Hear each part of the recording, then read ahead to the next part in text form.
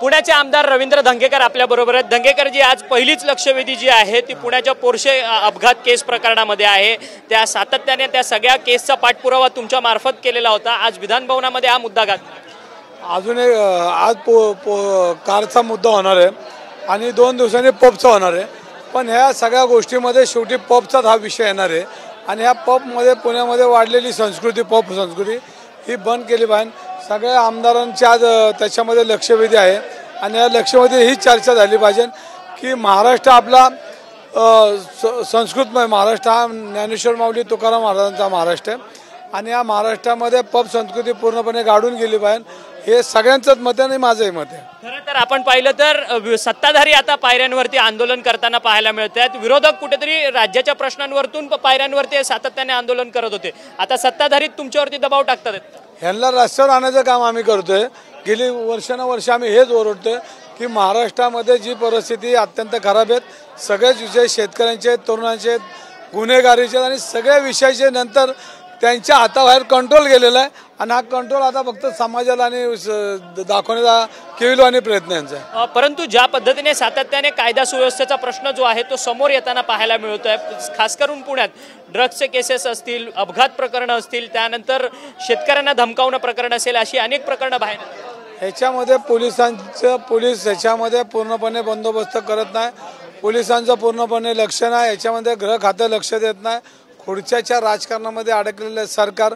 त्यामुळे हे सगळीकडं आज पुणे शहरामध्ये पब संस्कृती असेल, गुन्हेगारी असेल, शेतकऱ्यांचे प्रश्न असतील, कोयता गँग असेल, पुणे शहरामध्ये प्रचंड प्रमाणात गुन्हेगारी वाढलेली आहे। याला जबाबदार पोलीस। पालकमंत्र्यांचा दबाव नाही का? ज्या पद्धतीने अजित पवार हे राज्याचे उपमुख्यमंत्री सुद्धा आहेत, अर्थमंत्री आहेत, पुण्याचे पालकमंत्री आहेत, पालकमंत्र्यांचा दबाव नाही का? कारण की चंद्रकांत पाटील म्हटले होते की मी पालकमंत्री असताना अशी स्थिती नव्हती। ह्या सगळी स्थिती ते असताना बी होते, पण ते विसरले, ते पुण्याचे आमदार असलेले विसरत आहेत आणि त्यांनी विसरू नये।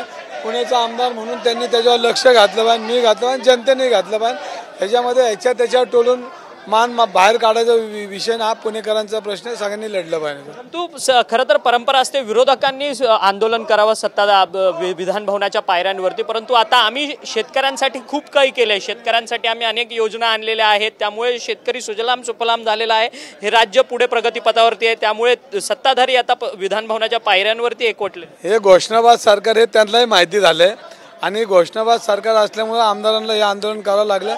याच्यामध्ये शेतकऱ्यांना काही मिळालेलं नाही हे त्यांना माहिती पडले, त्यामुळे त्यांना स्वतःला त्यांच्या सरकारच्या विरोधात आंदोलन करावं लागलं।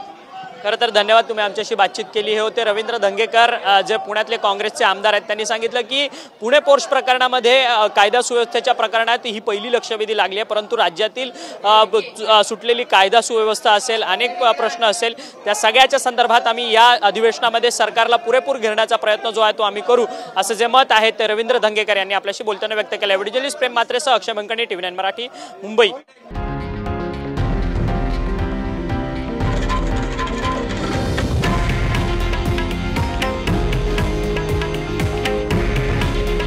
हे आहे देशातील नंबर 1 न्यूज नेटवर्क आणि आपण पाहत आहात TV9 मराठी।